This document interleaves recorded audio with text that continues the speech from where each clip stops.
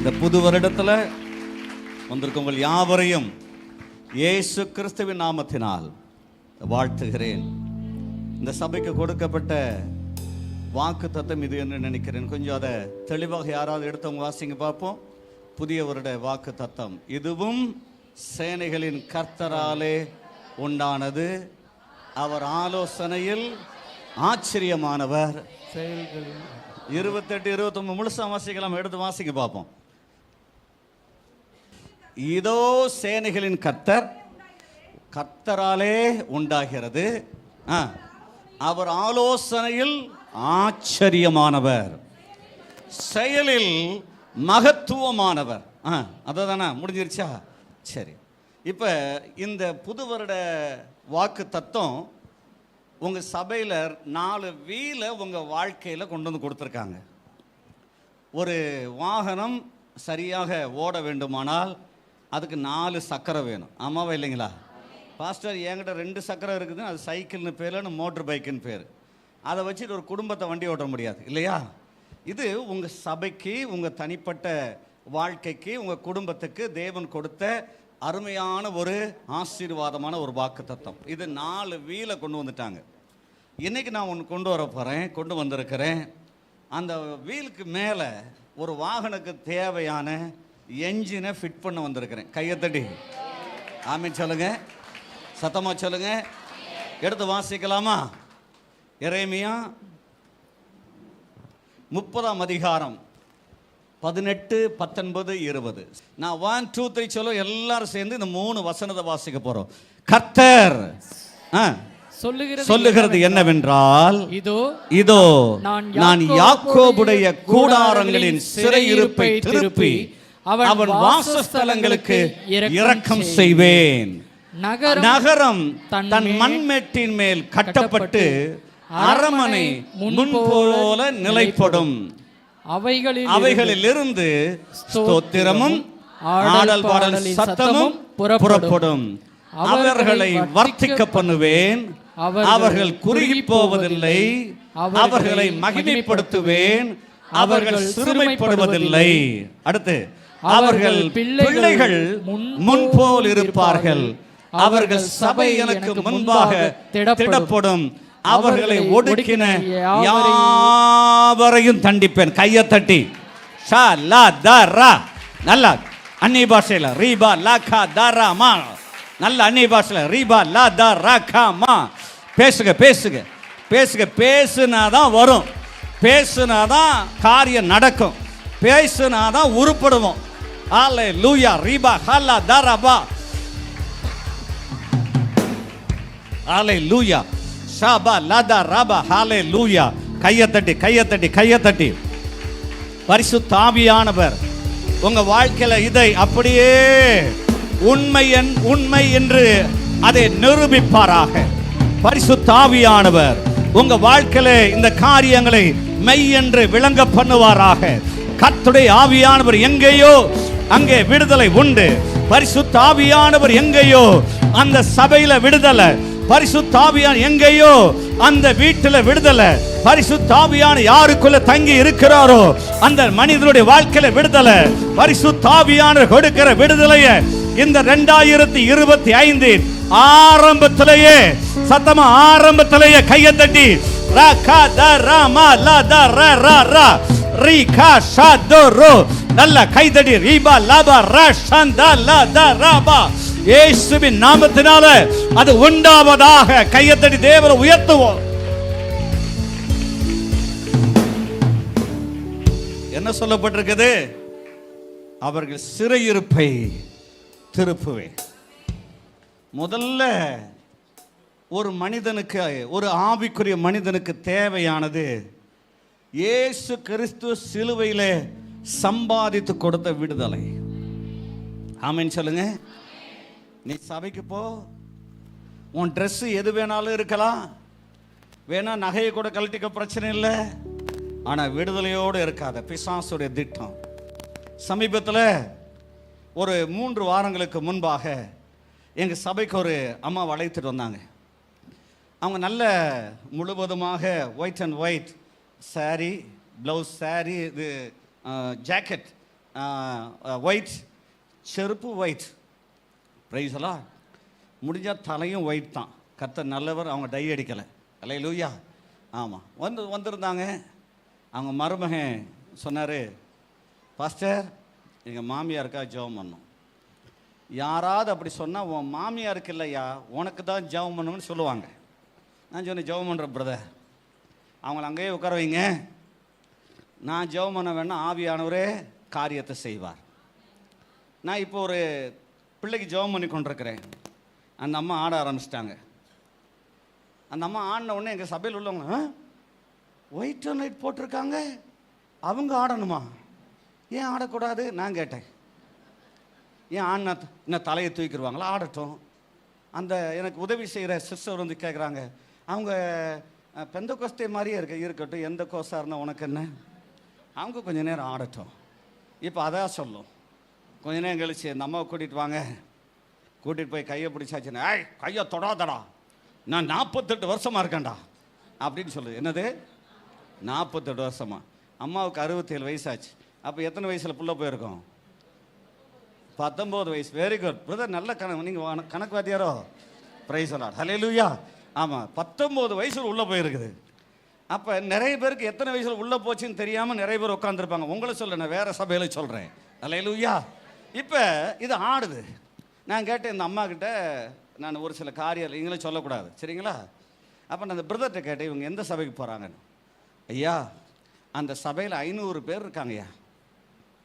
சரி, அம்மாவுக்கு எங்கே என்ன பொறுப்பு? அம்மா தான் என்ன செய்வாங்க, அங்கே இருக்கிற எல்லாருக்கும் சமைச்சு கொடுப்பாங்க. உடனே அந்த அம்மா ஒரே ஒரு ஆள் 500 பேருக்கு சமைப்பனாக்கும் அப்படின்னு சொன்னாங்க. என் மனைவியை பார்த்தேன், 3 பேர்த்துக்கு நம்ம என்ன செய்கிறோம் சொல்லுங்க, முட்டி போடி ஜெபம் பண்ணி எதில் போடுறேன்னு தெரியாமல் கடைசியில் மொத்தமாக கிண்டி, அல்லேலூயா, பாஸ்டருக்கு என்ன செஞ்சிடக்கூடாது, ரொம்ப கொழுப்பு வச்சிடக்கூடாதுன்னு சொல்லி பத்திய சாப்பாடாக சாப்பிட்டு பழகிட்டேன். கையத்தடி தேவனை மகிமைப்படுத்தலாமா? ஆமான்னு சொல்லி நல்ல வேலை என் மனைவியை கூட்டிகிட்டு வரல. அல்லேலூயா. ஆமாம். ஆனால் இது நம்ம தில்லா சொல்லுது 500 பேருக்குயா. நான் கேட்டேன் எவ்வளோ நேரம்? 1 மணி நேரம்யா. 1 மணி நேரத்தில் என்னென்ன மிருக பலம் அடித்து சும்மா அதை தூக்கி போடு இதை தூக்கி போடு எல்லாம் செஞ்சிருவாங்க. ஆனால் அந்த சபையில் போய் இருந்தும் அநேக நாட்கள் அவர்களுக்குள்ள விடுதலை இல்லை. மேப்படி அவன் உள்ள ஒருத்தன் உட்காந்துருக்கிறான். நான் கேட்டேன், நீ மட்டும்தான் இருக்கிறியா வேற யாருமா? உடனே சொல்லுது, நான் மட்டுமா இருக்கிறேன், இவன் இருக்கிறான் பேரை சொல்லுது, அவன் இருக்கிறான் பேரை சொல்லுது, இவன் இருக்கிறான் பேரை சொல்லுது. எல்லாம் பேரை சொன்னோன்னே எங்கள் ஆளுகள் எல்லாம் பாதி பேர் ஓடிட்டாங்க. ஓ எப்பா, இதெல்லாம் நம்ம முன்னாடி கும்பிட்டுட்டு இருந்தது, இதெல்லாம் இந்த அம்மா கூட்டிகிட்டு வந்திருக்கு போல அப்படின்னு. ஏன்னா எங்கள் சபையில் எல்லாம் ஹிந்துலேருந்து ரட்சிக்கப்பட்டவங்க. இப்போ இந்த அம்மாவுக்காக ஜெபம் பண்ணி விடுதலை ஆயிடுச்சு. ரொம்ப ரிலாக்ஸ் ஆகிட்டாங்க. அதுக்கு பிறகு கொஞ்சம் கொஞ்சமாக சபைக்கு வர ஆரம்பித்தாங்க. கொஞ்சம் கொஞ்சமாக அவங்க குடும்பத்தை கொண்டு வர ஆரம்பித்தாங்க. முதல்ல கவனிங்க, நம்ம சிறையிருப்பை திருப்பாதபடி ஒரு வாக்கு தத்தத்தை சுதந்தரிப்போம் என்கிறதை கனவில் கூட நம்பாதீர்கள், விசுவாசிக்காதீர்கள். ஏனென்றால் ஒரு கட்டப்பட்ட மனிதனுக்கு முன்பாக எவ்வளவு பெரிய அண்டாவில் பிரியாணி வைத்திருந்தாலும் அவனால் கையை விட்டு சாப்பிட முடியாத காரணம் என்னவென்றால் அவன் கட்டப்பட்ட நிலைமையிலாக இருக்கிறான். எத்தனையோ வாக்கு தத்தங்கள் உங்களுக்கு கொடுக்கப்பட்டது, எத்தனையோ ஆண்டுகளாகிவிட்டது. நீங்கள் இந்த சபைக்கு வந்து நீங்கள் ஒரு சிலர் நன்மையை பெற்றுக்கொண்டீர்கள், ஒரு சிலர் நன்மையை பார்க்கிறீர்கள், ஆனால் நன்மையை சுதந்திரித்துக் கொள்ள முடியவில்லை. ஒரு சிலர் உண்மையாகவே நன்மை உங்கள் கரங்களில் இருக்கிறது, அது ஏதோ ஒரு நாள் அது உங்களை கைகளை விட்டு பிடுங்கப்படுகிறது அல்லது பறிக்கப்படுகிறது அல்லது இழந்து போகக்கூடிய நிலம் இருக்கிறது. அதுக்கு காரணம் என்னவென்றால், முதலாவது நீங்கள் அறிந்து கொள்ள வேண்டிய ஒரு காரியம், நீங்கள் சிறையிருப்பிலிருந்து விடுதலையாகாதபடி மகிமையான வாக்குத்தத்தத்தின் ஆசீர்வாதங்களை சுதந்திரித்துக் கொள்ளவே முடியாது. என்ன சத்தத்தை காணோம்? என்னடா உன் சபை எனக்கு முன்பாக திடப்படும் சொல்லிட்டாரு, அவர்களை நான் என்ன செய்வேன், வர்த்திக்க பண்ணுவேன். அச்சோ அச்சோ, அல்லேலூயா. அவர்கள் குறுகி போகுது, அல்லேலூயா அப்படின்னு வேற சொல்லிட்டோம். ஆனா என்ன நடக்குது என் வாழ்க்கையில்? என் வாழ்க்கையில் ஒரு விமோசனம் இல்லை, என் வாழ்க்கையில நான் அடுத்த எல்லைக்குள்ளே நான் போவது எனக்கு மிகவும் கடினமாக இருக்கிறது. சொல்லப்பட்ட தீர்க்க தரிசனங்கள் எல்லாம் எனக்கு உற்சாகமூட்டக்கூடியதாக இருக்கிறது தான் நான் ஏற்றுக்கொள்கிறேன். நான் தீர்க்க தரிசிகளையோ தீர்க்க தரிசனத்தையோ தவறாக நினைக்கவில்லை. ஆனால் எனக்கு மாத்திரம் ஏன் நடக்கலைன்னா, பிசாசுடைய மிக தந்திரமான ஒரு செயல், ஒரு மனிதன், ஆவிக்குரிய மனிதனை தேவன் சிலுவையில் மூலமாக பெற்றுக் கொடுத்த, இயேசு கிறிஸ்து சிலுவையின் மூலமாக பெற்றுக் கொடுத்த அந்த வெற்றியை மாத்திரம் சுதந்திரித்துக் கொள்ள விடமாட்டான். நீங்க சுதந்திரித்துக் கொண்டால் நீங்க அடுத்த எல்லைக்குள்ளே 19ஆம் வசனத்தை அப்படி நிறுத்தி வைங்க, ஸ்கிரீன்ல போட்டு வைங்க தம்பி. 19ஆம் வசனத்தை நல்ல கவனிங்க. அவைகளிலிருந்து ஸ்தோத்திரம் புறப்படும், ஆடல் பாடலின் சத்தம் புறப்படும். ஃப்ரண்ட் ரோல நின்னுக்கிட்டு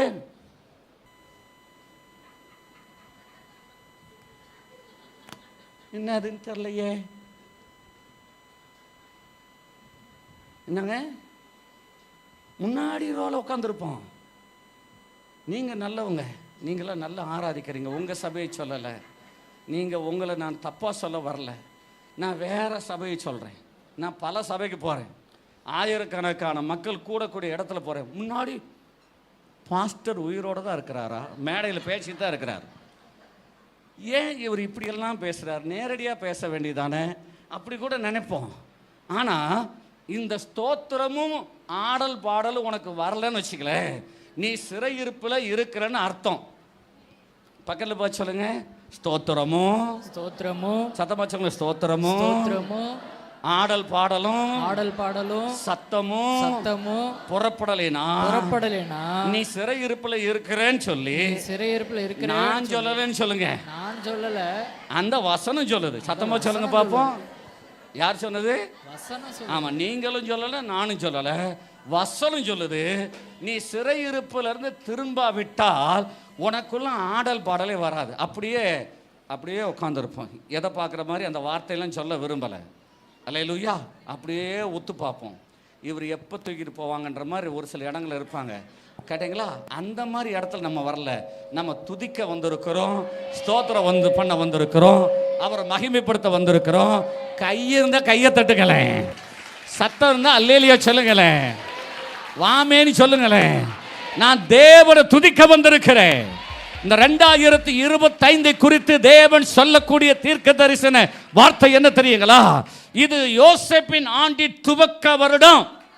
இது யோசேப்புக்கு நியமிக்கப்பட்ட 7 வருடங்களைப் போல இந்த 2025 இருந்து 2032 வரைக்கும் நீங்கள் காரியங்களை நீங்கள் சாதிக்கும்படியாக, நீங்கள் பெற்றுக்கொள்ளும்படியாக, தேவன் உங்களுக்கு நியமித்திருக்கிறவைகளை சேகரிக்கும்படியாக, சேமித்து வைக்கும்படியாக, உயரும்படியாக தேவன் உங்களை உயர்த்தக்கூடிய வருடம். கையை தட்டி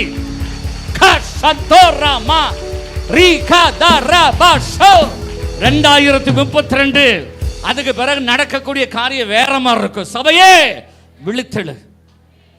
மீண்டும் மௌனசாமியார மாதிரி என்னாகாத, சபைக்கு வரும்போது இப்படியே வராத, செத்தவங்களை வெத்தலை கொடுத்த மாதிரி. வரும்போதே ஊர் கதை பேசிட்டு போகாத. வரும்போது என்ன செய்யாத, தேவனை தேட வரோம், தேவனை துதிக்க வரோம். என் வாயில் ஸ்தோத்திரம் புறப்படணும், என் வாயிலிருந்து துதி புறப்படணும், என் வாயிலிருந்து தேவனை ஆராதிக்கக்கூடிய ஆராதனை வரணும். ஏனென்னா நான் ஆராதிக்கும் போது எனக்கு விடுதலை. கையை தட்டி சத்தமா ஹல்லேலூயா, கையை தட்டி. சரி, இந்த சிறையிருப்பு எதுல வரும்? இந்த சிறையிருப்பை உண்டாக்குறது யாரு? ரட்சிக்கப்படுவதற்கு முன்பு பிசாசுடைய சிறையிருப்பில் இருந்தோம், பாவ சிறையிருப்பில் இருந்தோம், அல்லது சாபத்தின் சிறையிருப்பில் இருந்தோம்.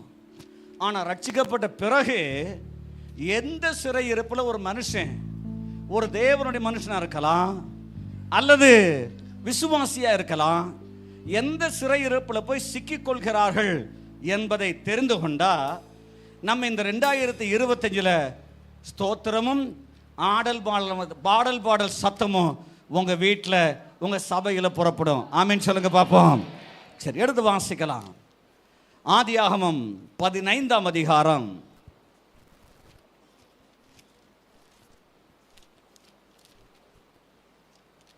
7ஆம் வசனத்தில் நான் வாசிக்கிறேன்.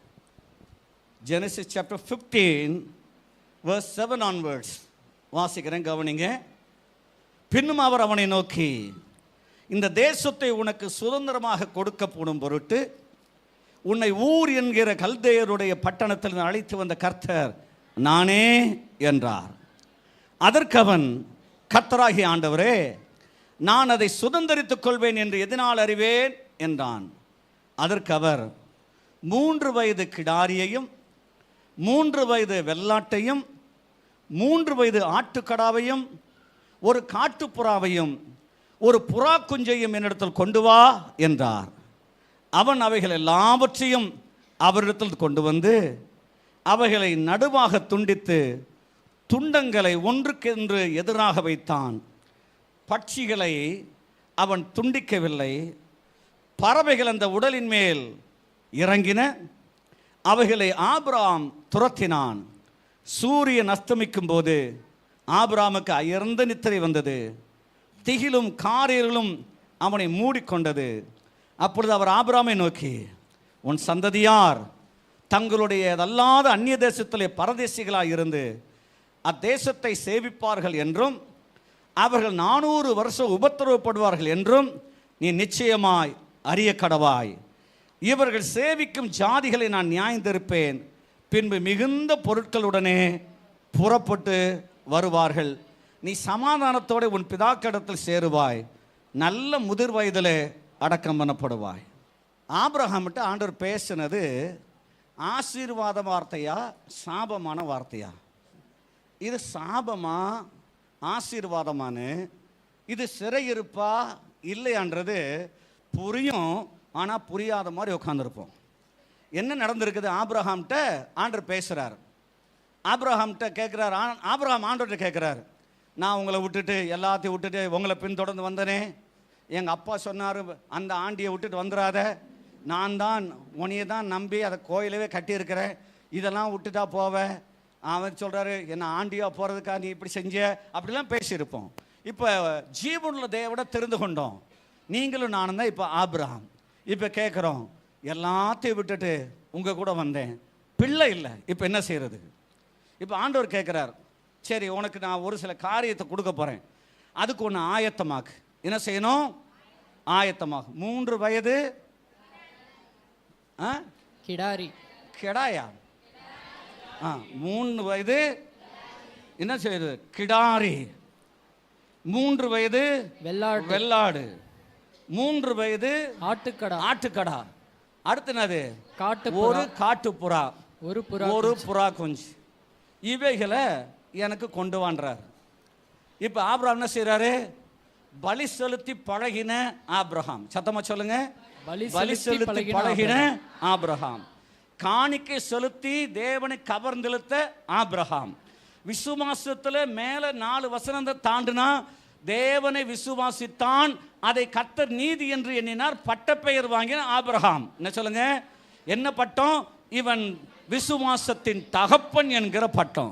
இன்னொரு பட்டம் என்னது? விசுவாசத்தின் ஊற்றுக்கண்ணே ஆபிரகாம் தான். ஓ, தேவனுக்கு பிறகு விசுவாசி என்கிற ஒரு பட்டம் யாருக்கு என்று சொன்னால் ஆபிரகாமுக்கு கொடுக்கப்பட்டது. அப்படி நல்ல ஒரு பத்மஸ்ரீ அவார்டு வாங்கின மாதிரி கைத்தட்டு வாங்கின ஆபிரகாம் இப்போ என்ன செய்யறாரு? ஆட்டுக்கிடாரி, வெள்ளாட்டுக்கடா, அடுத்து என்னது? வெள்ளாடு, காட்டுப்புறா 1, அடுத்து ஒரு புறா குஞ்சையும் எனக்கு கொண்டு வான்னு சொன்னாரு.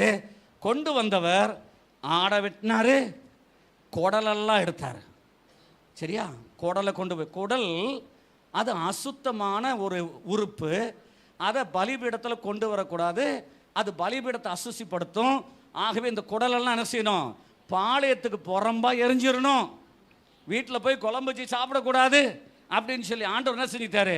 இந்த குடலெல்லாம் அசுத்தமானது, இதை கொண்டு போய் வெளியில் போட்டுறணும். கரெக்டாக செஞ்சார். எதை செஞ்சார்? சத்தமாக சொல்லுங்க. கரெக்டாக செஞ்சார். 3 வயது கிடாரி, 3 வயது கிடாரி என்ன செஞ்சார்? அறுத்து உள்ள இருக்க என்ன செஞ்சார்? குடலை தூக்கி போட்டார். 3 வயது வெள்ளாட்டை கட் பண்ணி உள்ள இருக்க குடலை தூக்கி வெளியே போட்டார். 3 வயது ஆட்டுக்கடா என்ன செஞ்சிட்டாரு? பிடிங்கி போட்டார். இப்போ காட்டுப்புறாவுக்கும் புறா குஞ்சுக்கு எவ்வளோ பெரிய குடல் இருக்கும்? சென்னை பாஸில் பாஸ்டர் தம்மா தூண்டு பாஸ்டர், இவ்வளோ தான் பாஸ்டர். இதை வச்சுட்டு என்ன ஆட்டம் போடுது எது இந்த இவ்வளோ பெரிய குடல். அதனால ஆபிரகாம் என்ன செஞ்சார், 2 பொளந்து குடலோட வச்சிட்டாரு. ஆண்டவர் பார்க்குறாரு, சின்ன குடல் தான். ஆபிரகாம் பேசுகிறார், lord this is small intestine lord, please accept my offering. No my dear son, I hate your offering. உன்னுடைய காணிக்கையை நான் வெறுக்கிறேன். ஏனென்றால் நீ சின்ன குடலை உள்ள வச்சிருக்கிற, சின்ன அசுத்தத்தை உள்ள வச்சிருக்கிற, சின்னது தான் நினச்சி அப்படியே வாழ்கிற, சின்னது தான் போக போக சரியாயிருன்ற, சின்னதுன்னு சொல்லி நாத்தத்தை என்ன வச்சிருக்கிற, உன் காணிக்கையில் வச்சிருக்கிற, நாத்தத்தை உன் வாழ்க்கையில் வச்சிருக்கிற, நாத்தத்தை உன் குடும்பத்தில் வச்சிருக்கிற, நாத்தத்தில் உன் சிந்தனையில் வச்சிருக்கிற, நாத்தத்தை என்ன செஞ்சிருக்கிற, உன் இருதயத்தில் சுமந்து கொண்டிருக்கிற.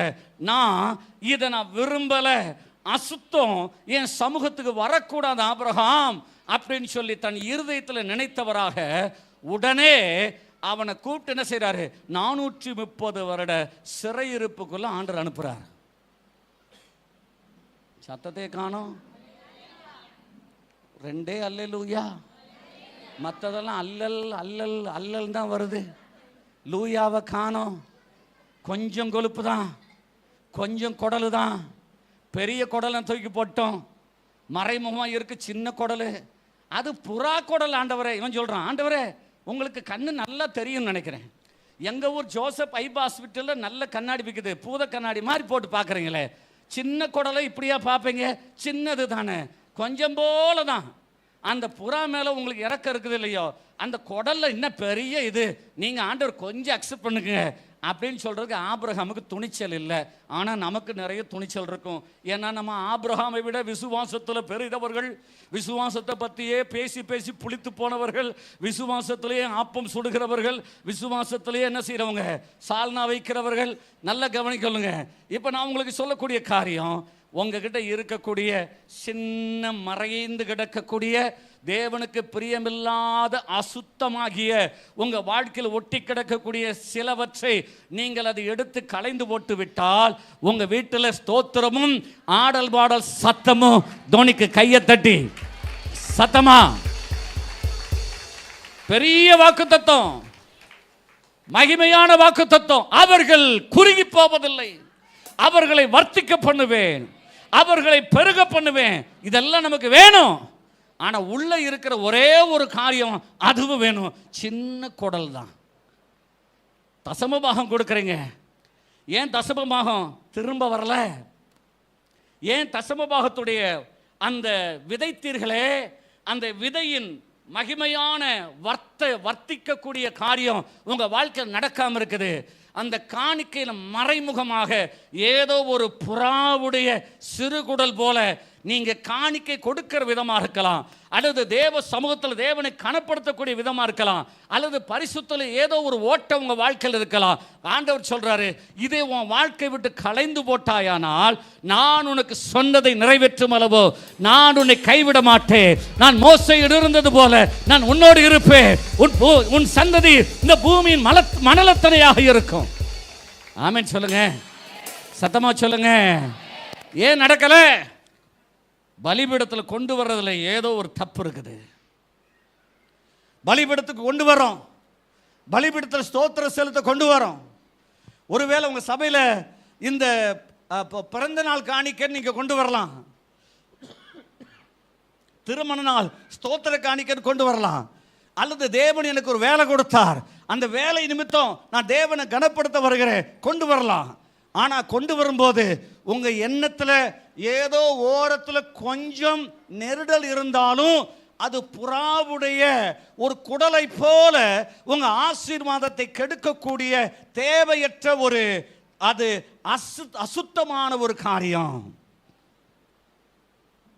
Praise the Lord. ஆமென் சொல்லுங்க, ஆமென் சொல்லுங்க. கர்த்தர் உங்களோடு பேசி கொண்டிருக்கிறார். சின்னது தானே நினைக்கிறோம். நேராக அவர் என்னங்கய்யா, ஒரு கேம்ப் ஒன்று நடக்குது, நீங்கள் சொன்னீங்க வழக்கம் போல் போவாங்க. நீங்களே எஸ்ஐகே ஃப்ரான்சிஸ் அண்ணே ரொம்ப அருமையான ஊழியக்காரன், எனக்கு பிடித்த ஒரு ஊழியக்காரன்.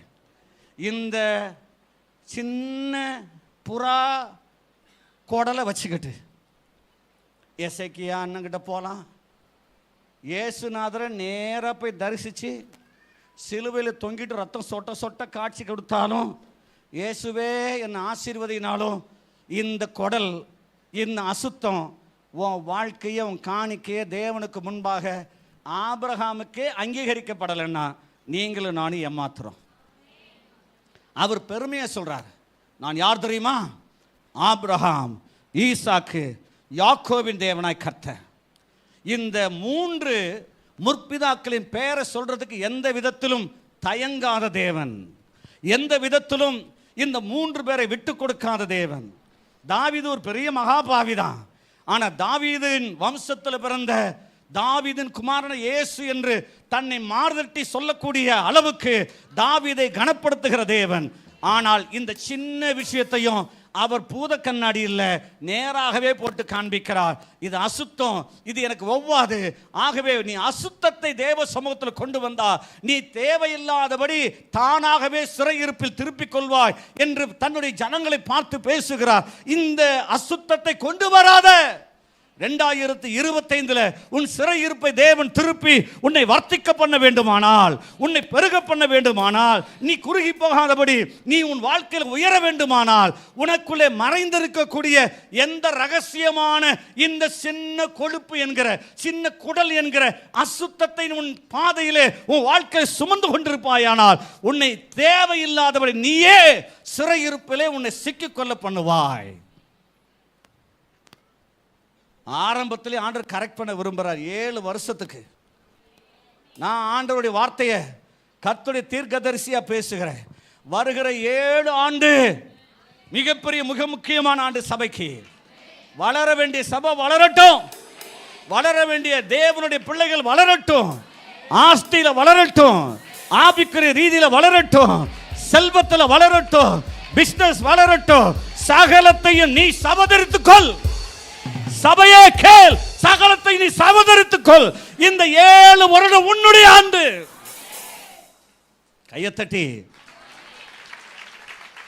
ஆமென் சொல்லுங்களேன், ஆமென் சொல்லுங்களேன்.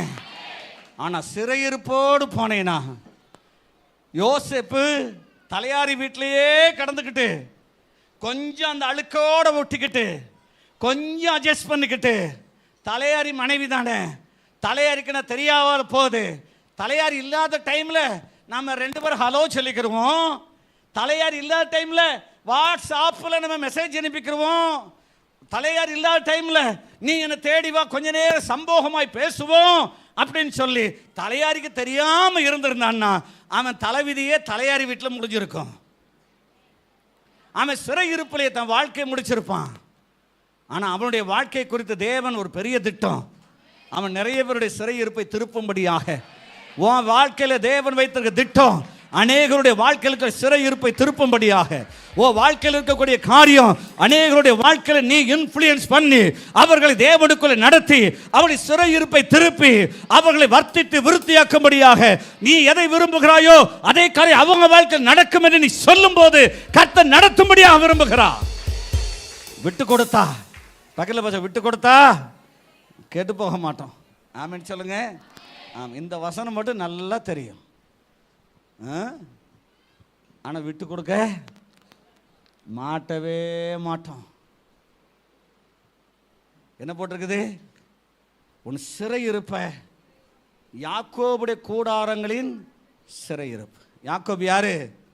ஆபிரகாம் ஈசாக்கின் அடுத்த தலைமுறையின் தலைவன் மாத்திரமல்ல, 12 கோத்திரத்தின் முற்பிதாவாகிய ஸ்தாபன தலைவர், ஸ்தாபக தலைவர். ஆமென் சொல்லுங்க. ஆண்டவர் மார்தட்டி சொல்றார், அவருடைய சிறையிருப்பை நான் திருப்பி அவன் வாசஸ்தலங்களுக்கு இரக்கம் செய்வேன். நகரம் தன் மண்மேட்டின் மேல் கட்டப்பட்டு அரமனை முன்போல நிலைப்படும். ஆண்டவர் சொல்றார், உங்களை நிலைப்படுத்தக்கூடிய வருஷத்தை கொடுத்திருக்கிறேன். அல்லேலூயா. I am going to establish your everything, whatever your plan. You have a plan. நீ பெரிய ஒரு திட்டத்தை வச்சுக்கிட்டு நீ தேவ சமூகத்தில் அமர்ந்திருக்கலாம். ஆண்டவர் சொல்றார், I am going to establish உன் இருதயத்தில் நினைக்கிற நினைவுகளை நான் ஸ்தாபிக்க போறேன். கையை தட்டி சத்தமா சொல்லுங்க, ஆமென் சொல்லுங்க. உன் இருதயத்தின் நினைவுகளை நான் ஸ்தாபிக்க போறேன். ஏன் ஸ்தாபிக்கணும்? அது நிலைத்திருந்தாதான் அது உருப்படியா வளர்ந்து வரும்.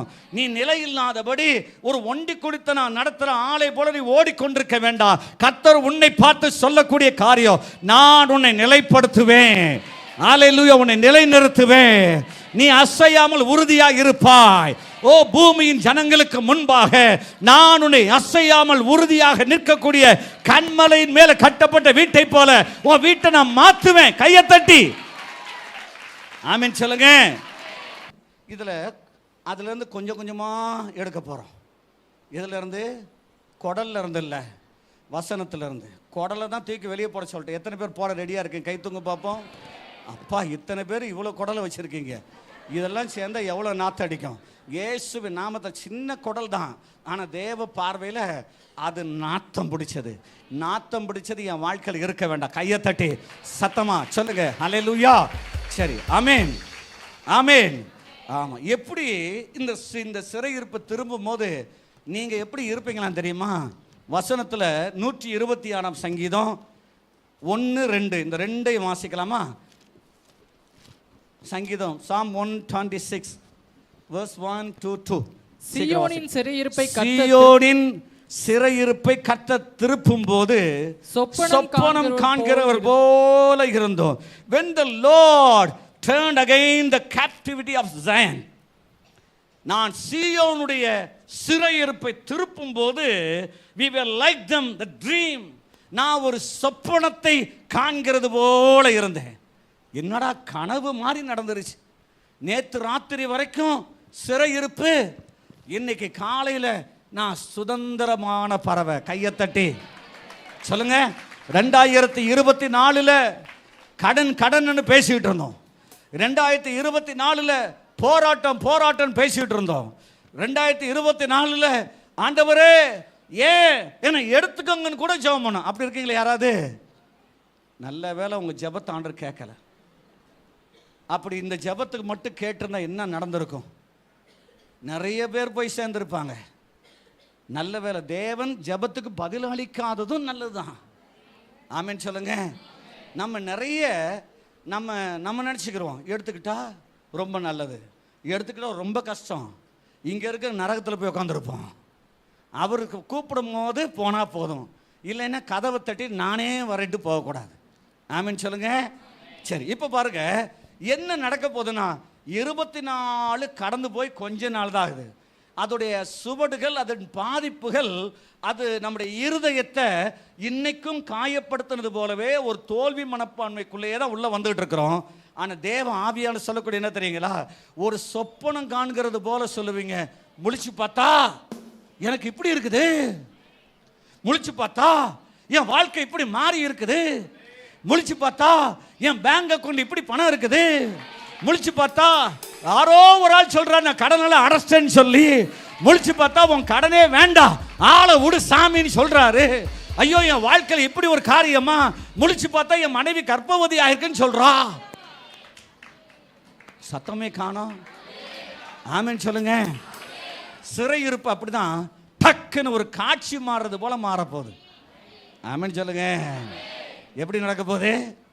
ஒரு சீன் மாறுற மாதிரி. அல்லேலூயா. ஆமாம், பிசாசு சொன்ன சீன் எல்லாம் வேண்டாம். 2024 சீன் ஓஞ்சி போச்சு, புது வருடத்தின் சீன் வந்து போச்சு. எரேமியா 30 அதிகாரம் 18, 19, 20 போல, 126 சங்கீதம் 1-2 போல நாங்கள் சிறையிருப்பை திருப்பும் போது நாங்கள் ஒரு சொப்பனத்தை காண்கிறவர்கள் போய் இருந்தோம். ஆமென் சொல்லுங்க. சொப்பனம் வந்து போச்சுன்னு என்னது? பழசு மறந்து போச்சு, புதுசு பிறந்து போச்சு. சத்தமா சொல்லுங்க. சத்தமா சொல்லுங்க. பின்னாடி உள்ளவங்க மட்டும் சொல்லுங்க. பழசு பறந்து போச்சு, மறந்து போச்சு, புதுசு பிறந்து போச்சு. இன்னைக்கு அதை தேவன் செய்யறாரு, திறந்து வைக்கிறார். அல்லேலூயா. Today is the opening ceremony. Oh, kala shantori kala durama shantala kara. தேவன் சொல்லக்கூடிய காரியம் இது ஒரு புதிய துவக்கம். சத்தமா சொல்லு, இது ஒரு புதிய துவக்கம். கையை தட்டி, இது ஒரு புதிய துவக்கம். நான் சொன்னபடி ஆகும். நான் கட்டளையிடப்பட்டு நிற்கும். ஓ, வாக்குத்தத்தம் சொன்னவர் யாருக்காகவும் தன் பேச்சை மாற்ற மாட்டார். உலகம் மாறும், ஓ சொன்னவன் மாறுமா, ஆனா என்கிட்ட சொன்ன தேவன் தன் வார்த்தையை மாற்றிக்கொள்ளவே மாட்டார். கையை தட்டி சத்தமா சொல்லுங்க அல்லேலூயா. ஏன் மாற்ற மாட்டாரு? அவர் பேரே வாக்கு மாறாதவர். ஆமென் சொல்லுங்க. அவருக்கு ஒரு பேரு வாக்கு மாற மாட்டார். சொன்னிட்டேன், செஞ்சுதான் ஆகணும், வேற வழி இல்லை. ஆனால் பார்க்குறார், உத்து பார்க்குறார், அங்கே குடல் இருக்குது. உத்து பார்க்குறார், கொஞ்சம் நாத்தடிக்குது. அதுவும் புறாவுடைய குடல் நாத்தம் வாந்தி வர்ற மாதிரி இருக்குது. அடுத்து என்னது? புறா குஞ்சும் வேற வேற 2 பறவை. காக்காவா? காட்டு புறா. இதுவும் புறா, அதுவும் புறா. காட்டு புறாவுடைய சத்தம் வேற, வீட்டு புறாவுடைய சத்தம் வேற. அல்லேலூயா. நீ உள்ளத்துலையும் வெளியிலையும் ஆசீர்வதிக்கப்படணும், உள்ளுக்குள்ளேயும் ஆசீர்வதிக்கப்படணும். சபைக்குள்ளே மட்டும் பரிசுத்தம். அந்த அம்மா மாதிரி வெள்ளை சேலை, வெள்ளை சட்டை, பேண்ட்டு, சட்டை எல்லாமே வெள்ளை. ஆண்டவரே பாருங்கப்பா, வெண்ணிறாடை தரித்த அந்த 144 பேரில் நான் ஒரு ஆள். தயவு செய்து வேணா, நான் என்ன செய்கிறேன், ஷூவை கூட வெள்ளையாக மாற்றிடுறேன். தப்பாக இருந்தால் மன்னிச்சுங்க ஆண்டவரே, என்னை ஆசீர்வதிங்க. ஆண்டவர் பார்க்குறாரு, ஓகே ரொம்ப பரிசுத்தமாக தான் இருக்கிற. ஆனால் காட்டுப்புறா அந்த பக்கம் போனால் அது நாத்தம்புறாவாக இருக்குது. சபைக்குள்ளே ஒன்று, வெளியில் ஒன்று, 2லையும் சுத்தமாக இருக்கணும். இவன் 2ஐயும் என்ன செய்யலை, குடல் எடுக்கலை. இன்றைக்கி ஆண்டவர் உங்கள் குடல் எடுக்கட்டும். என்னங்க? ஆமாம், இல்லையா? என் பேர் வச்சேன், குடல் எடுக்கிற போதகன்னு சொல்லிடாதீங்க. அல்லேலூயா. ஆமாம், அதனால் என்ன செய்யுங்க, இந்த குடலை தூக்கி போட்டால் அவர் வாக்கு மாற மாட்டேன்னு நிரூபிச்சுக்கிட்டே இருப்பார். கையை தட்டி ஆமென் சொல்லுங்க, ஆமென் சொல்லுங்க. சிறையிருப்ப சத்தமா சொல்லுங்க, சிறையிருப்ப அவர் திருப்பி ஆவார். நான் எதை விட சொல்றேனோ அதை விடுங்கிறேன். சொல்லுங்க, ஆண்டவரை நீங்க எதை விட சொல்றீங்களோ சொல்லுங்க, எதை விட சொல்றீங்களோ அதை நான் விட்டுறேன்பா. எனக்கு வேண்டாம், அந்த பேச்சு வேண்டாம், அந்த பார்வை வேண்டாம், அந்த அந்த அந்த ஃபெலோஷிப் வேண்டாம். அந்த ஐக்கியத்தில் நான் மாட்டியிருக்கிறேன். தேவையில்லாத ஐக்கியம், அது என் நற்கனிகளை கெடுக்கக்கூடிய குள்ள நெறியும் குழி நெறியுமா இருக்குது. அது வேண்டாம். இயேசுவின் நாமத்தினால இன்னைக்கு உங்க சமூகத்தில் நான் நெருங்கி வரேன். ஓயாம கிருபை கிருபைன்னு சொல்லி கிருபை பேரை கெடுக்காதீங்க, சரியா? ஆண்டவர் கிருபையை பார்ப்பாரு, இந்த குடலையும் கொஞ்சம் சேர்த்து பார்ப்பார். பிரைஸலா. அடுத்து தேவன் சொல்லக்கூடிய இன்னொரு அடுத்த ஸ்டெப், இந்த என்ஜினில் இப்போ தான் ஒரு போல்ட்டை நட்டை மாட்டியிருக்கிறேன். இப்படி ஸ்டார்ட் பண்ணால் ஒரு மாதிரி உதறும், ஃபுல்லாக மாட்டணும். அல்லேலூயா. சரி, இப்போ பாருங்க, எரேமியா 31:12. அவர்கள் வந்து சீயோனின் உச்சியிலே கெம்பீரித்து கர்த்தர் அருளும் கோதுமை திராட்சரசம் எண்ணெய் ஆட்டுக்குட்டிகள் கன்றுக்குட்டிகள் என்பவைகளாகிய இந்த நன்மைகளுக்காக ஓடி வருவார்கள். அவர்களுடைய ஆத்துமா நீர்ப்பாய்ச்சலான தோட்டம் போல் இருக்கும். அவர்கள் இனி தோய்ந்து போவதில்லை. They shall not sorrow anymore at all. அல்லேலூயா. அவங்க ஒரு நாள் கவலைப்பட்டு திரிவதில்லை. நல்லா பாருங்க, சபையிலே வந்து இப்படி தான் உட்காந்துருக்கும், சரியா? இதுக்கு நான் பேர் வச்சுக்க, ஸ்டாண்டு போட்டு உட்காராதீங்க சிஸ்டர். எப்படியே வந்தவுடனே 3ஆம் உலகத்துக்கு போயிடுவாங்க. 3ஆம் உலகத்துக்கு போயிட்டு நான் ஒரு நாள் அமாவாசை ஜெபம் நடத்துகிறேன். சைடில் இருந்து ஒரு பயங்கரமான சிங்கம் உரிமிட்டு இருக்கு அப்படின்னு. என் மனைவியை பார்த்தேன், எப்படி கதவை திறந்து சிங்கம் உள்ளே வந்துச்சு. அங்கே ஒரு அம்மா, பரலோகமே சொந்தமே ஆண்டவருடைய பிரசன்னத்தில் அப்படியே அலறிட்டு உட்காந்துருக்குது, புர் புர்ன்னு. இந்த ஸ்டாண்டு போட்டால் வம்ப விலைக்கு வாங்கக்கூடாது, சபையில் தூங்கக்கூடாது, தெரியுமா உங்களுக்கு? ஆனால் சபைக்கு வந்தால் தான் பாஸ்டர் தூங்குற மாதிரி இருக்குது.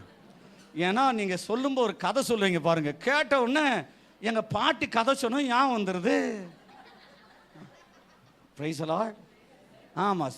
ஆனால் வசனம் சொல்லுது நீ கவலைப்பட போகிறதில்ல. கவலை தூக்கம் ஏன் வருதுன்னு நான் சொல்கிறேன். உங்கள் இருதயம் ஹார்ட் அண்ட் ஹார்ட்டாக இருந்தா, ஒரு ஸ்டோனி ஹார்ட்டாக இருந்தா, உங்கள் இருதயத்தில் பல பிரச்சனைகளால் நீங்கள் அப்படியே நொந்து போய் அழுத்தம் அதிகமாகி இருந்தால் உங்கள் இருதயத்தில் தேவனுடைய வார்த்தை விழாது. விழாததுக்கு காரணம் இந்த இருதயம் கடினமாயிருச்சு. எதனால் கடினமாகுது? பிரச்சனைகள் அதிகம், கவலை அதிகம், தேவ வார்த்தை உள்ள போல. வசனம் சொல்லும்போது தலையை மட்டும் தான் ஆட்டும், ஆமாம் ஆமான்னு. அது எத்தனையோ பழகி போச்சு. பக்கத்து ஊரில் தான் நம்ம பழகணும். இங்கேருந்து ஒரு 40 கிலோமீட்டர் போனால் தஞ்சாவூர்னு ஒரு ஊர் இருக்குது. அங்கே ஒரு பொம்மை விற்பாங்க, தலையாட்டி பொம்மை, கேட்டிங்களா? அதுக்கிட்ட தான் நம்ம கற்றுக்கிட்டோம் எதுக்கு எடுத்தாலும் தலையாட்டணும். நாங்கள் அப்படியே இப்படியே ஆட்டி ஆட்டி பழகி இங்கேயும் வந்து என்ன செய்கிறோம், எதுக்கு எடுத்தாலும் தலையாட்டுறோம். நம்ம ஊழியக்காரர் நம்ம நினச்சிக்கிறோம் என்ன மாதிரி பா அவ்வளோ ரெஸ்பான்ஸ் பாஸ்டர் உங்கள் சபையில் எல்லாரும் தலையாட்டினாங்க, அல்லேலூயா. ஆனால் ஆவியானருக்கு மட்டும்தான் தெரியும், ஊழியக்காரனுக்கு அவங்களுக்கு இடையில அவர் மாட்டிட்டு முழிக்கிறது. உள்ளே போக முடியலை. ஏன் உள்ளே போக முடியலை? இருதயம் பல விதமான கவலையினால் அது அப்படியே இறுகி போயிருக்குது.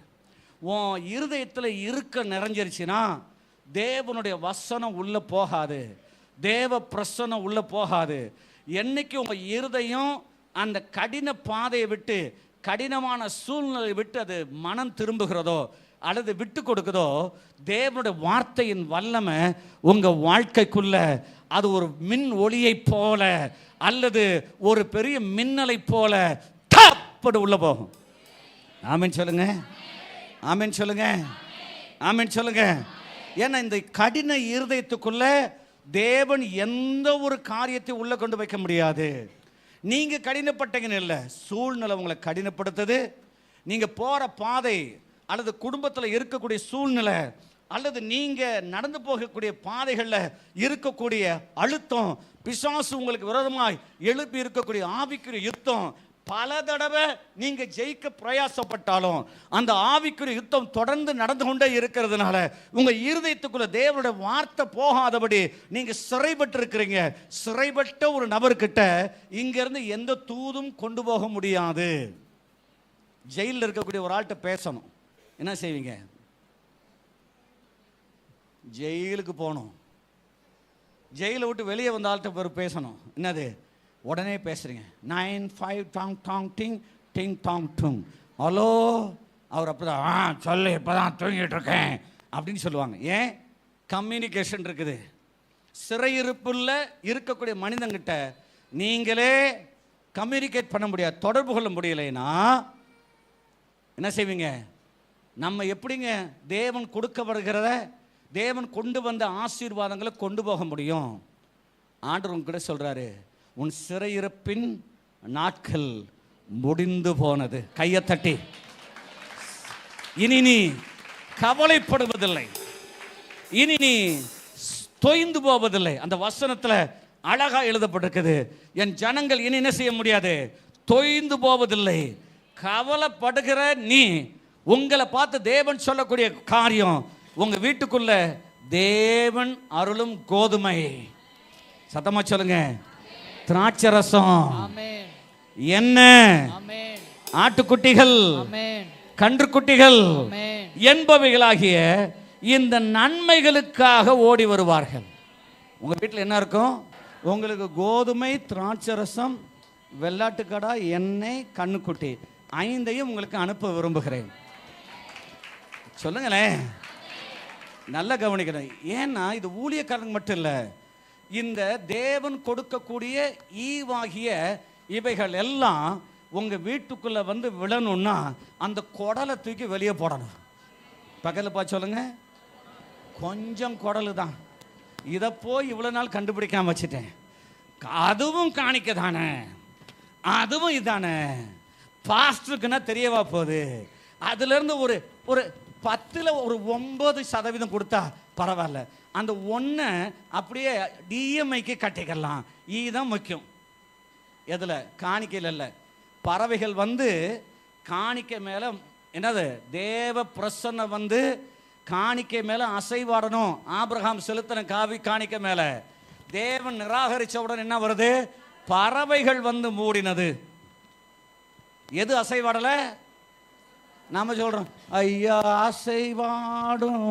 எங்க அசைவாடும்? நம்ம தான் அசைகிறோம். காணிக்கை முகந்து பார்க்க யார் வரல? தேவ பிரசன்னம் வரல. கர்த்தருடைய பர்வதத்தில் அக்கினி வரல. பரலோகத்தில் அக்கினி வந்து சுகந்த வாசனையாக அந்த பலியை முகந்து பார்க்கல. பறவைகள் வந்துருச்சு. நல்லா கவனிக்கணும். ஆச்சரியம். பிரதர், ஏன் எனக்கு போய்? அவர் சொல்றாரு, நான் உங்களுக்கு கொடுக்கல, நான் தேவனுக்கு கீழ்ப்படுகிறதுக்காக கொடுக்குறேன். என்ன நடந்துச்சு? 10 மடங்கு பாஸ்டர், 10 மடங்கு லாபம்.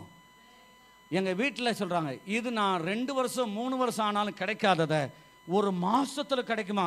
எப்படிப்பா? ஒரு தீர்க்கன் சொன்னால் அதை மல்டிப்ளை பண்ணுகிற தேவனாய் கர்த்தர். அதுதான் தீர்க்க தரிசன ஊழியத்துடைய மகிமையான ஆசீர்வாதம். கையை தட்டி. அது ஒரு ஜெனரேட்டர். அது ஜெனரேட் பண்ணிக்கிட்டே இருக்கும். அது அங்கேருந்து என்ன செய்யும்? உங்களுக்கு தேவையானதை ப்ரொடியூஸ் பண்ணிக்கிட்டே இருக்கும். கோதுமை வரும். சத்தமா சொல்லுங்க. உங்கள் வீட்டில் அப்பமும் திராட்சை ரசமும் பெருகி நீர் பாய்ச்சாலும் தோட்டத்தை போல மாறும். ஆனால் குடலை எடுக்கணும். சொல்லுங்க. பக்கத்தில் பார்த்து குடலை மறந்துடாதீங்க. சும்மா கையை பிடிச்சி சொல்லுங்க, குடலை அட சின்ன குடல் தான், விரல் விட்டு தான் எடுக்க முடியும். எடுத்துடலாம். அல்லேலூயா. ஆட்டுக்கு எடுக்க தெரிஞ்சிச்சு, புறாவுக்கு எடுக்க தெரியலையே. ஆட்டுக்கு எடுக்க தெரிஞ்சு, புறாவுக்குள்ள இருக்கிறத எடுக்க தெரியலையே. வாக்குத்தத்தம் எங்க தடைப்படுது? சின்னதுன்னு நினைச்சதுனால. கைதடி தேவனை மகிமைப்படுத்தலாமா? ஆமென் சொல்லுங்களேன். ஆமென் சொல்லுங்களேன். அடுத்து கவனிங்க. சகரியா 10ஆம் அதிகாரம் 8ஆம் வசனம். சகரியா 10:8. நான் அவர்களை பார்த்து பயில் போட்டு அவர்களை கூட்டிக் கொள்ளுவேன், அவர்களை மீட்டு கொண்டேன், அவர்கள் பெருகி இருந்தது போலவே பெருகி போவார்கள். ஆமென். என்ன போட்டிருக்குது? நான் அவர்களை பார்த்து பயில் போட்டு அவர்களை கூட்டிக் கொள்வேன். பயில் போட்டு கூட்டிக் கொள்றது தெரியுமா? எத்தனை பேருக்கு? கோழிக்கு இற வச்சவங்க எத்தனை பேர்? குழம்பு வைக்கிற கூப்பிடுங்களா? அப்ப இல்லை, இற வைக்க கூப்பிட்டேன். குழம்பு வைக்க கூப்பிடும் போது புடுறான்னு ஓடிக்கிட்டே இருக்கும். ஆனால் அந்த கோழிக்கு முன்னாடி கொஞ்சம் இற போட்டு கக்க அப்படின்னு சொல்லுவோம் இல்லையா? அதோட பாஷையிலே பேசுவோம். ஆமாவா இல்லையா? ஆமாம். நாயை என்னைக்கா ஒவ்வொன்று கூப்பிட்ருக்கோமா? கூப்பிட்ருக்கோம். பேர் சொல்லி கூப்பிட்ருப்போம். எதை எப்படி கூப்பிடணும் நமக்கு தெரியுது. ஆண்டவருக்கு நம்மளை எப்படி கூப்பிடணும்னு தெரியுது. எப்படி தெரியுமா? பயில் போட்டு கூப்பிடுவாராம். உனக்கு மட்டும் வச்சிருக்க பாபா. கூட்டத்தில் நிறைய பிள்ளைங்க இருப்பாங்க. நம்ம வீட்டில் ஸ்பெஷலாக ஒன்று இருக்குது. நம்ம பிள்ளைக்கு மட்டும் கூப்பிடும் போது பக்கத்தில் அவன் சொல்லுவான், சும்மா இருக்கமே, நீ மட்டும் வா. சொல்லுங்க பார்ப்போம். ஆமாவா இல்லையா? எத்தனை பேர் நல்லவங்க இருக்கீங்க பாருங்க. அல்லேலூயா. பயில் போட்டு கூப்பிட நம்மளை மட்டும் செய்கை காட்டி அழைக்கிறார். அல்லேலூயா. இந்த பயில் காட்டி கூப்பிடுறது தெரியுங்களா? ஆண்டவர் உங்களை எப்படி கூப்பிடுறாரு? உங்களை பார்த்து இங்க வாங்கல ஐயா வாங்க. ஆண்டவர் சொல்றாரு, செத்து என்ன பண்ண போற? எனக்காக வாழ தானே கூப்பிட்டேன். உனக்கு என்ன தேவைன்னு எனக்கு தெரியாதா? நான் அதன் காலத்தில் செய்கிற தேவன் அல்லவா? நீ என்னை விசுவாசிக்காதபடி இப்படி ஒரு காரியத்தை செய்ததென்ன? ஆண்டவர் 25 ஓ வாழ்க்கை விமர்சனத்தின் ஆண்டு. ஆண்டவர் சொல்றாரு, அப்படியே பயில் போட்டு அப்படின்னு சொல்றாரு. உங்களுக்கு மட்டும்தான் இது. ஆமீன் சொல்லுங்களேன். ஆமீன் சொல்லுங்களேன். கையை தட்டி தேவனை மகிமைப்படுத்தலாமா? சத்தமா சொல்லுங்க. அவர் எப்படி சொல்றாரு? பயில் போட்டு அவர்களை கூப்பிட்டு அவர்களை மீட்டு கொண்டேன், நீ பெருகி பா. என்னது ஆசீர்வாதத்தை எப்படி சொல்லணும்? நீ நல்லா இருந்து பா. எல்லாம் என்ன சொல்லுவாங்க? நாசமா போனா எப்படி சொல்லுவாங்க? இவர் சொல்றாரு, நீ நல்லா இரு. அதான் உன் தலையெழுத்து. சத்தமா சொல்லுங்க. பக்கத்தில் பார்த்து சொல்லுங்க, நீ நல்லா இரு. அதுதான் உன் தலையெழுத்து. உன் தலையெழுத்தை யாரு பிரதர் மாற்ற முடியும்? சொல்லுங்க, உன் பக்கத்தில் பார்த்து சொல்லுங்க, உன் தலையெழுத்தை யாரால மாற்ற முடியும்? நீ நல்லா இருக்கிறதுக்காகவே உன்னை கூப்பிட்டுருக்கேன்றார். கையை தட்டி ஆமீன் சொல்லுங்க. நீ நல்லா இருக்கிறதுக்காக கூப்பிட்டுருக்கிறேன். சொல்லுங்க பார்ப்போம். கர்த்தர் என்ன நான் நல்லா இருக்கிறதுக்காக கூப்பிட்டுருக்கிறாரு. ஆனால் அந்த குடலை மறந்துடக்கூடாது. பக்கத்தில் பார்த்து சொல்லுங்க, அந்த குடலை தூக்கி போடுறது மறந்துடக்கூடாது. அப்போ தான் நீங்கள் பெருகியே பெருகி போவீங்க. ஆமீன் சொல்லுங்க.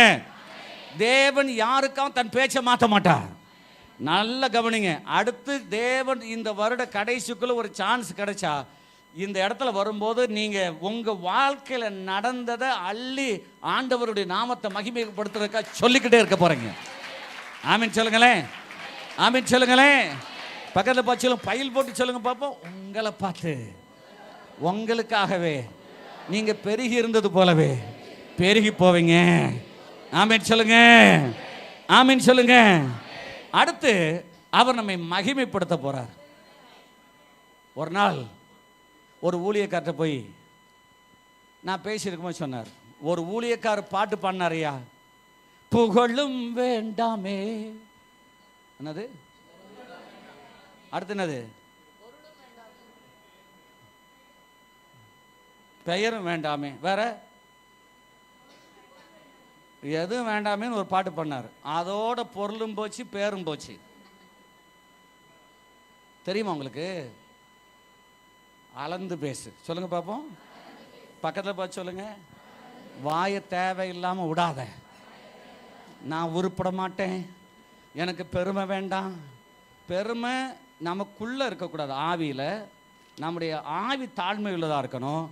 உங்கள் பேச்சில் தேவனை பெருமைப்படுத்தினா உங்களை பற்றி மற்றவர்கள் பெருமைப்படுத்துவாங்க. கைதட்டி ஆமீன் சொல்லுங்களேன். நல்லா கவனிச்சுக்கிட்டீங்களா? நம்மளை தேவன், பாஸ்டர் உங்களை தேவன் பெருமைப்படுத்த போறார். ஐயோ வேண்டாம் பாஸ்டர், எனக்கு ஏன் பெருமை? ஏன் பெருமை அவரே வச்சுக்கிட்டோம். இல்லை, உங்களை பெருமைப்படுத்தியும் ஆவார்.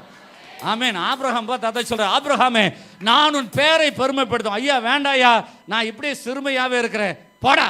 உன்னைய போய் ஆபிரகாம் கூப்பிட்டேனே, நெக்ஸ்ட் ஆபிரகாம் வா அப்படின்னு சொல்லி இருந்திருக்கணும் இல்லையா? அவர் ஒருவனை அல்லவோ தெரிந்து கொண்டார். அவன் ஒருவனை அல்லவோ கனப்படுத்துகிறார்.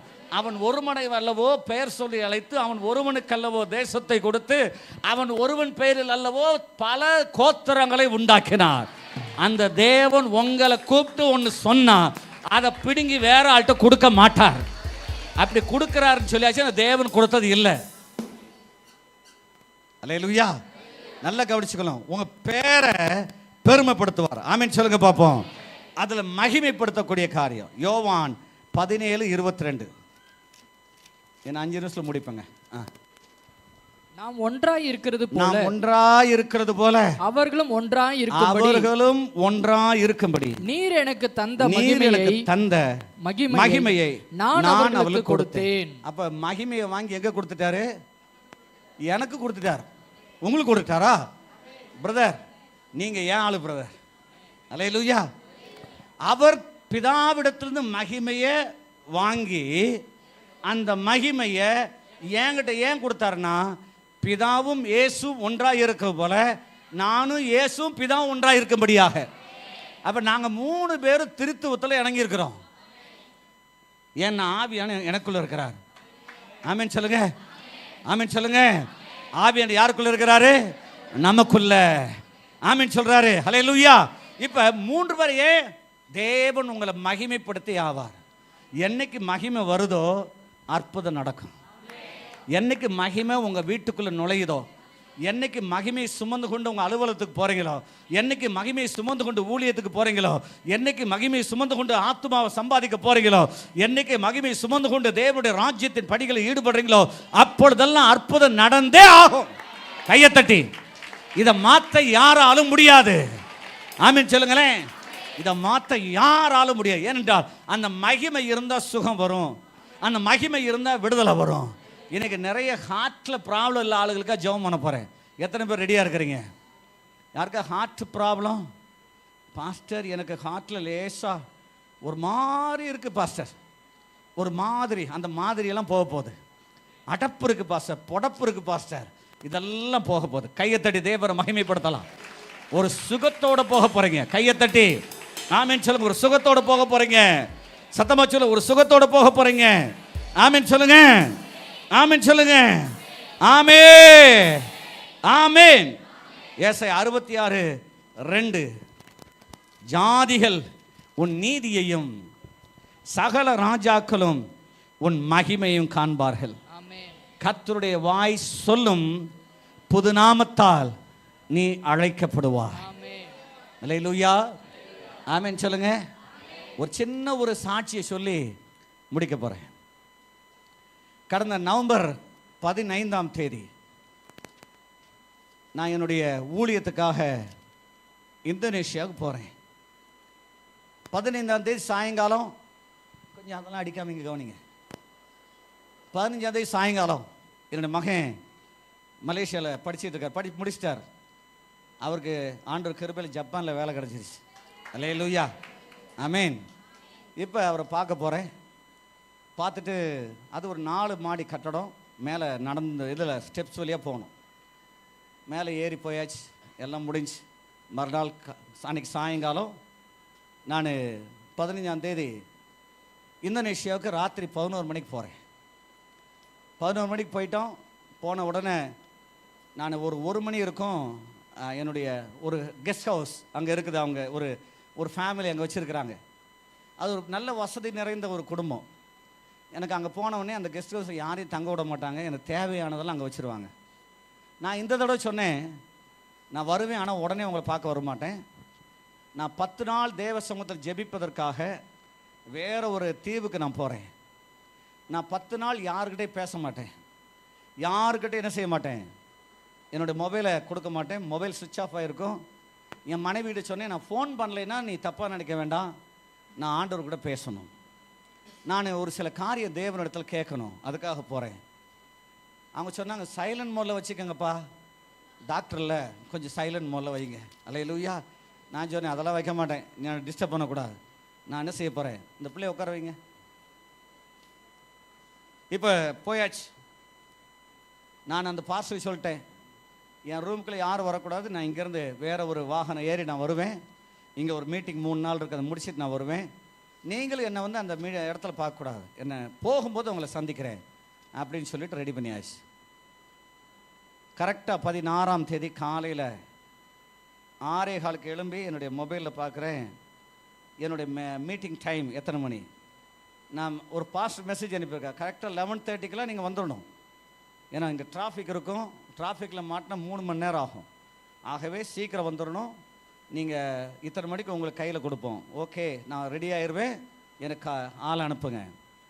நான் என்னுடைய பெட்டை விட்டு எழும்பி நான் 2 ஸ்டெப் வச்சேன். ஒரு பயங்கரமான ஹார்ட் அட்டாக். என் ஹார்ட்டில் என்னுடைய மேலே ஒரு 2 மூட்டை சிமெண்ட்டை மூட்டையை தூக்கி வச்ச மாதிரி பெரிய அழுத்தம். கொஞ்சம் நேரம் கழிச்சு பயங்கரமான வலி, இந்த கையில் வலிக்குது. நான் அப்படியே போய் 2 ஸ்டெப் வைக்கிறேன். ஆவியானவர் சொல்கிறார், அந்த சோஃபாவில் போய் உட்கார், நீ நடக்கக்கூடாது. நான் போய் சோஃபாவில் உட்காந்துருக்கிறேன். எழும்ப போகிறேன், ஆவியானவர் சொல்கிறார், உட்காந்துரு, உட்கார். இப்போ 2 மணி நேரம் ஆயிடுச்சு. யார்கிட்ட சொல்கிறது, அந்நிய பாஷை பேசிக்கிட்டே இருக்கிறேன். அந்த ஊரில் பாஷை தெரியாது, அங்கே மெடிசின் சரியான வசதி கிடையாது. நாங்கள் ஏன் போயிடுச்சு, தவறான மெடிசின் கொடுத்தா நல்லா இருக்காது. என்னுடைய கை விரலெல்லாம் அப்படியே வீங்க ஆரம்பிச்சிருச்சு. கழுத்து பெருசாயிருச்சு. முகம் பயங்கரமான பெயினால் முகம் பெருசாயிருச்சு. நான் உட்காந்துருக்கும் போது தூரத்தில் ஒரு பாட்டில் தண்ணி இருக்குது. ஆண்டவர் சொல்ல, தண்ணியை ஜெபம் பண்ணி குடி. நான் போய் அந்த தண்ணியை ஜெபம் பண்ணி கொடுக்குறேன். பயங்கர ஸ்வீட்டாக இருக்குது. என்னடா இது, தண்ணி ஸ்வீட்டாக இருக்குது. என்னோடய மொபைலில் தட்டி பார்க்குறேன், ஹார்ட் அட்டாக்லேயே சிம்டம் என்ன இருக்குது கூகுளில், அதில் இருக்கிற அத்தனையும் இருக்குது. எனக்கு என்னென்ன இருக்குதோ வேர்க்குது. கொஞ்சம் நேரமாச்சு. ஒரு பாஸ்டருக்கு ஃபோன் பண்ணுறேன், என்னை வந்து கூட்டிகிட்டு போங்க. என் மனைவிக்கு 8 மணிக்கு ஃபோன் பண்ணுறேன், மெசேஜ் அனுப்புகிறேன், எனக்கு இந்த மாதிரி ஹார்ட் அட்டாக். அவங்க சொல்கிறாங்க, எப்படி உங்களுக்கு ஹார்ட் அட்டாக்கா, ஃபாஸ்டிங் இவ்வளோ நாள் இருப்பீங்களே. ஆமாம், ஹார்ட் அட்டாக், எனக்கு அதோட சிம்டம் இருக்குது. என்னென்ன இருக்குது சொன்ன உடனே அவங்க ஒரு கார்டியாலஜிஸ்ட்டை கேட்டு உடனடியாக அந்த மருந்தை அவர் கொடுக்க சொல்லுங்கள். மருந்தை கொடுக்கணுன்னா 15-20 மினிட்ஸ்க்குள்ளே எனக்கு கொடுத்தாகணும். நான் ஃபோன் பண்ண பாஸ்டர் 8 மணி நேரம் கழிச்சு வந்தார். மதியானம் 2 மணிக்கு வந்தார். 2 மணி வரைக்கும் நான் உட்கார்ந்துருக்கிறேன். எனக்கு ரொம்ப வேர்த்ததுனால போய் பச்சை தண்ணிலாம் அப்படியே தலையில் குளிக்கிறேன். குளிச்சுட்டு எதையும் தூக்கக்கூடாது, அப்படியே நான் ட்ரெஸ் சேஞ்ச் பண்ணிவிட்டு உட்காந்துருக்கிறேன். கரெக்டாக 2 மணிக்கு வராரு. அதுக்கு முன்னாடி ஒரு சின்ன ஒரு அற்புதம் பாருங்கள். அந்த பாஸ்டர் 20 வருஷத்துக்கு முன்னாடி அவங்க சபைக்கு வந்த ஒரு விசுவாசி பார்க்க போகிறாரு.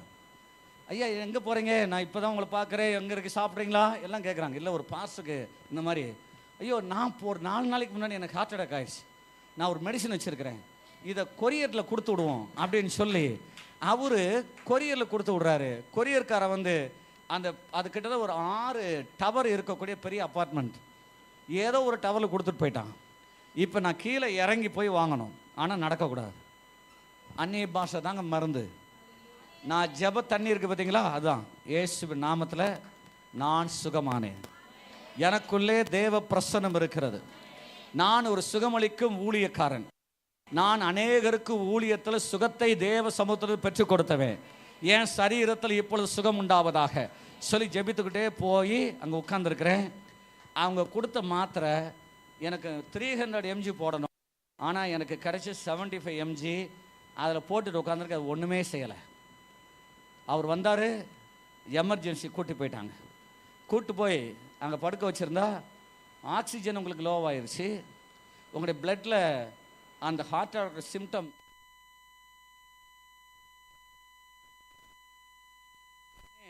நாங்கள் ட்ரீட்மெண்ட் கொடுக்குறோன்னு சொல்லி உள்ளே கூப்பிடும்போது நான் சொன்னேன், நான் இந்தியாவுக்கு உடனே போகணும், எனக்கு எந்த மெடிசன் வேண்டாம், ஒன்லி எனக்கு ஃபஸ்ட் எய்டு என்ன பண்ணணுமோ அதை மட்டும் பண்ணுங்கள்.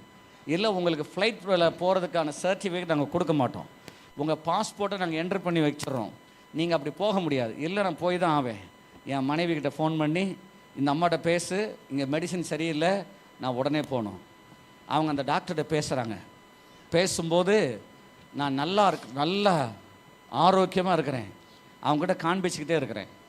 அதுக்கடுத்து கொஞ்சம் நேரம் கழித்து அங்கேருந்து என்னோடய ரூமுக்கு போயிட்டோம். அங்கேருந்து தப்பிச்சு போன மாதிரி எல்லாம் அந்த வென்டிலேஷன்லாம் வச்சாங்க பார்த்தீங்கன்னா தூக்கி போட்டுட்டு நான் கிளம்பிட்டேன். அங்கேருந்து 31 மணி நேரம் நான் வரணும் இந்தியாவுக்கு. வேறு ஒரு ஃப்ளைட் பிடிக்கணும், அடுத்து அங்கேருந்து வேறு ஒரு ஃப்ளைட் பிடிக்கணும் மலேசியாவிலேருந்து. இங்கே வரும்போது நேராக அப்போலோ ஹாஸ்பிட்டல், அங்கே வீட்டில் இருந்து இது ஏர்போர்ட்டில் இருந்து போனாங்க. டாக்டர் பார்த்துட்டு சொல்கிறாரு, ஒரு ஃபுல் வெசல் 100% என்னாச்சு பிளாக் ஆயிடுச்சு. இது பிளாக் ஆகி ரொம்ப நாள் ஆச்சு.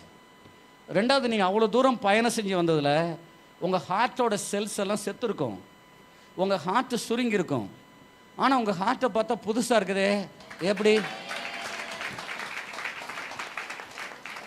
அவர் பெரிய கார்டியாலஜிஸ்ட், என் மனைவி ஒரு டாக்டர், என் மக ஒரு டாக்டர். பார்த்துட்டு என்ன சொல்கிறாரு, அங்கேருந்து வரும்போது ஹார்ட்டில் ஏதாவது ஒரு ட்ரபிள் ஆகிருக்கணும், ஏதாவது ஒன்று ஆகிருக்கணும், அல்லது பிரெயின் ஸ்ட்ரோக் ஆகிருக்கணும். ஏன்னா பிபி ஹை பிபி ஆகிருக்குது, ஏதோ நடந்திருக்குது. கடைசியில் ஏதோ சம்திங் ஹேப்பன், ஆனால் ஹார்ட்டு புதுசாக இருக்குது, உங்கள் லிவர் புதுசாக இருக்குது, லங்ஸு புதுசாக இருக்குது, நரம்பு புதுசாக இருக்குது. அல்லேலூயா. அந்த 100% பிளாக், இந்த பிளாக் ஆகி எனக்கு 9 மந்த்ஸுக்கு மேலாச்சு. 9 மாதமும் ஊழியம் போயிருக்கிறேன். ஏன் தெரியுமா சாட்சி சொல்கிறேன்? தேவனோட மகிமை நம்ம மேலே இருந்தால் எந்த ஒரு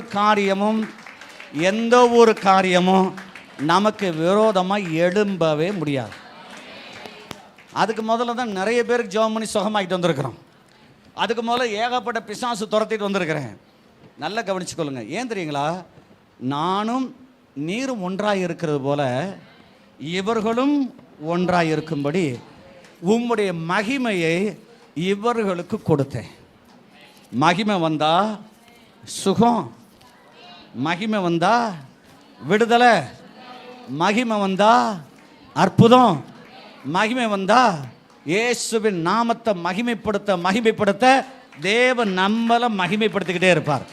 இந்த வருஷம் வியாதி உங்களை விட்டு போகும். எத்தனை பேர் நம்புறீங்க? இன்னைக்கு வியாதி உங்களை விட்டு போய் தான் ஆகணும், அதோட தலையெழுத்து போய் தான் ஆகணும்.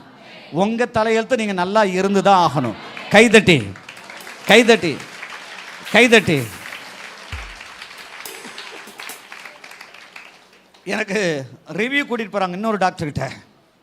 அந்த டாக்டர் பார்த்துட்டு, பம்பிங் இவ்வளோ பர்ஃபெக்டாக இருக்கே, ஒரு ஸ்போர்ட்ஸ் மேனுக்கு இருக்கிற மாதிரி, இது எப்படி ஆகும்? அப்போ நான் சொன்னேன், ஐயா நில்லுங்க, என் மனைவி ஓரமாக நான் பேச விடுமா, சரியா? ஐயா நான் ஒரு சர்ச்சு பாஸ்டருங்க. இல்லை எனக்கு தெரியும். இல்லை நான் முழுசாக நீங்கள் சொன்னீங்களே, நான் கேட்டேன்ல, எனக்கு 2 நிமிஷம் டைம் கொடுங்க. அவர் பிஸியான கார்டியாலஜிஸ்ட். நான் சொன்னேன், நான் ஒரு கர்த்தருடைய ஊழியக்காரன், நான் ஜெபம் பண்ணி 40 பேருக்கு கேன்சர் சுகமாயிருக்கு, அந்த ஆள் இவன் திருந்தவே மாட்டான் அப்படின்ற மாதிரி பார்க்குறாரு. நான் ஜெபம் பண்ணி 7 பேருக்கு ஹார்ட்லேருந்து பிளாக் போய் இன்றைக்கி நல்லா இருக்கிறாங்க. அவர் பார்த்துட்டு என் மனைவி, இந்த ஆளை எப்படி சமாளிக்கிறீங்க மேடம் அப்படின்னார். அல்லேலூயா. அவங்க சொல்கிறாங்க, இதுதான் சார் எங்களுடைய தலைவிதி. அல்லேலூயா. நாங்கள் எதை சொன்னாலும் இயேசு சுகமாக்குவாருன்னுவார். எதை சொன்னாலும் இயேசு கிறிஸ்துவுடைய கண்ட்ரோலில் எதுவெல்லாம் இருக்குது. என்னை மரணமோ வியாதியோ பிசாசோ பிரச்சனையோ போராட்டமோ என்னை மேற்கொள்ள முடியாது. ஆமீன் சொல்லுங்க பாப்போம். ஆமீன் சொல்லுங்க பாப்போம். நல்ல கவனிச்சு கொள்ளுங்க. மரணத்தின் பள்ளத்தாக்குக்கு ஒருவன் நடந்து போனாலும் அதை நம்ம என்ன செய்வோம்? கீழே, சத்தமா சொல்லுங்க, அந்த மரணம் என் பாதத்துக்கு கீழே. ஓ, சுகமும் விடுதலையும் ஜீவனும் நித்திய ஜீவனும் எனக்குள்ளே இருக்கிறது. ஏனென்றால் தேவனுடைய மகிமை. கையை தட்டி ஹalleluya. எல்லாரும் எழும்பி நிற்கலாம். ஹalleluya. கைகளை தட்டி. தேவன் உங்களை அவர் பெருக பண்ணுவார், அவர் வர்த்திக்க பண்ணுவார். நீங்கள் குறுகி போவதில்லை, நீங்கள் பெருகியே பெருகி போவீர்கள். கையை தட்டி ஹalleluya.